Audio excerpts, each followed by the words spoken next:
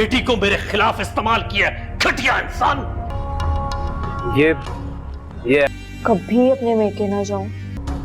मैं तो खामोश हूँ ना। मुझे अपने शौहर का बहुत ख्याल है।